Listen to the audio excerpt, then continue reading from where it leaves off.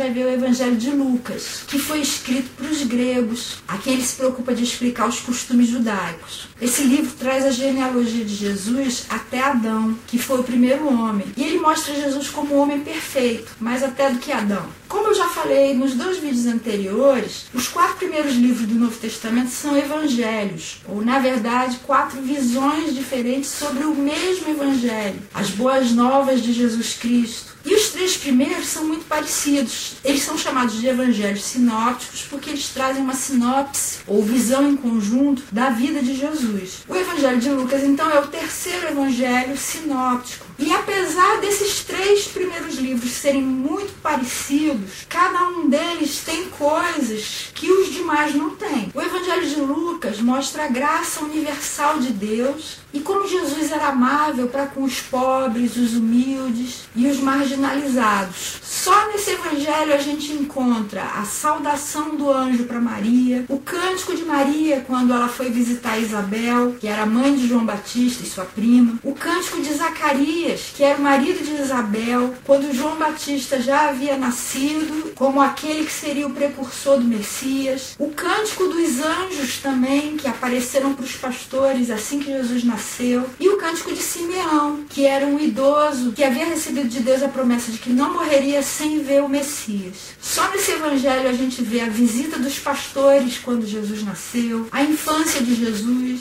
a idade que ele tinha quando iniciou seu ministério, a ressurreição do filho da viúva de Naim, os 10 leprosos que foram curados, a conversa entre Moisés e Elias durante a transfiguração de Jesus, a história de Zaqueu, que era cobrador de impostos, o choro de Jesus sobre Jerusalém, o suor de sangue de Jesus enquanto estava no jardim de Getsemane, a cura de Malco, o servo do sumo sacerdote, de quem Pedro tinha decepado a orelha, o olhar de Jesus para Pedro enquanto ele estava na casa do sumo sacerdote, Jesus diante de Herodes, as palavras de Jesus para as mulheres de Jerusalém enquanto ele estava carregando a cruz, o malfeitor arrependido que foi crucificado junto com ele, a caminhada de Jesus junto com 2 discípulos depois que ele já havia ressuscitado, indo para a cidade de Emaús, a oração de Cristo durante o seu batismo, a oração dele no deserto depois desse batismo, a oração de Jesus antes de escolher seus discípulos, a oração de Jesus na transfiguração, a oração dele antes de ensinar o Pai Nosso, a oração dele por Pedro antes que fosse negado por ele, a oração de Jesus no Getsemane, a oração de Jesus na cruz.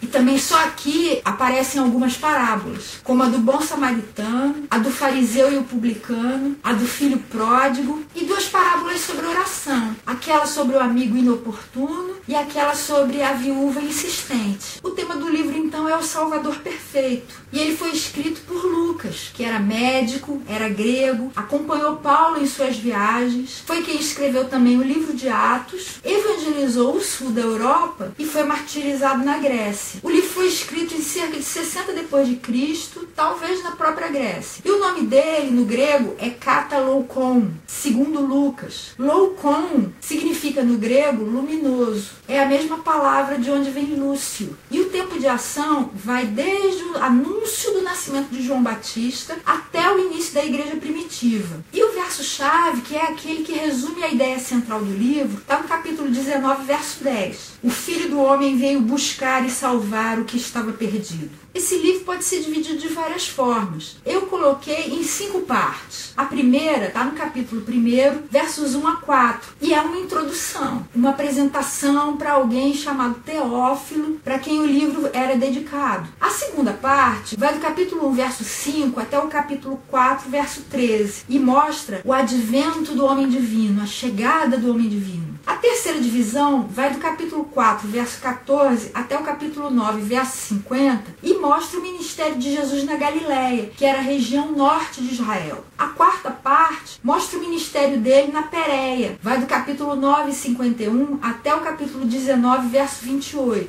E a última parte, que vai do capítulo 19, verso 29, até o capítulo 24, mostra a crucificação e a ressurreição de Cristo. E E em todo o Novo Testamento, Jesus aparece de uma forma bastante clara. Só que em cada livro ele aparece com um foco diferente. No Evangelho de Lucas, ele é mostrado como o perfeito homem divino. E ele se preocupa em mostrar a genealogia dele, como ele foi concebido, como ele era realmente humano e não uma mera aparição. E desde lá de Gênesis, no capítulo 3, verso 15, que Jesus já era apontado como o descendente da mulher. Lá no Éden, depois que Adão e Eva resolveram pecar, Deus está falando assim para a serpente: porém inimizade entre você e a mulher, entre a sua descendência e o descendente dela. Este lhe ferirá a cabeça e você lhe ferirá o calcanhar. Esse descendente da mulher, prometido desde os primórdios da humanidade, que foi ferido pela serpente, mas que esmagou a cabeça dela com o calcanhar, é Jesus. Com a morte dele, ele foi ferido, mas matou de vez a morte e aquele que tinha o poder sobre ela. Agora, quem tem todo o poder é ele. Jesus, o nosso Salvador, nos libertou daquilo que nos causava o maior medo, a própria morte. Com a ressurreição dele, todos nós também vamos ressuscitar. E esse livro é cheio de ensinamentos. Basta você abrir para você encontrar. Todos os versículos praticamente têm alguma coisa que Deus tem para te ensinar. E eu só vou destacar uma aplicação prática aqui que talvez passe despercebida. No capítulo 4, vem contando que logo depois do batismo dele, ele foi levado pelo Espírito Santo para o deserto. E no versículo 1 fala assim: Jesus, cheio do Espírito Santo, voltou do Jordão e foi levado pelo Espírito ao deserto. Ele foi levado pelo Espírito para o deserto, mas ele estava cheio do Espírito Santo também, reparou? E ali ele foi tentado pelo diabo. A gente já viu essa tentação lá no Evangelho de Mateus. E quando termina essa tentação, mostra o que aconteceu depois. Nos versos 13 e 14 fala assim: tendo terminado todas essas tentações, o diabo o deixou até a ocasião oportuna. Jesus voltou para Galiléia no poder do Espírito e por toda aquela região se espalhou a sua fama. Quando Jesus começou o ministério dele aqui, depois dessa experiência no deserto, ele também estava cheio do Espírito Santo. Ele entrou no deserto cheio do Espírito, saiu do deserto cheio do Espírito. Esse é o segredo para a vitória sobre a tentação. Jesus foi tentado em todas as coisas que nos tentam também. A gente também é tentado, mas muitas vezes a gente não faz como ele, a gente não busca o poder do Espírito Santo. A gente, pelo contrário, vai se esvaziando e acaba caindo na tentação. Você quer ser vitorioso como ele foi? Encha-se do Espírito Santo. Em vez de se encher de pão, encha-se da palavra de Deus. Em vez de buscar poder humano, busque o poder do Espírito. Busque sempre o poder do Espírito Santo. Esteja você sendo tentado ou não, porque isso é que vai te garantir poder para ser vitorioso em todas as situações da sua vida, da mesma forma que foi com Jesus. E esse foi o resuminho do Evangelho de Lucas. Leia esse Evangelho, ele é tão rico, tem tanta coisa boa, tanta coisa interessante, tanta coisa aplicável para a sua vida e para a minha. Na semana que vem, a gente vai ver o último Evangelho, escrito por João. Esse é bem diferente dos 3 que a gente viu até agora. E na semana que vem eu espero você.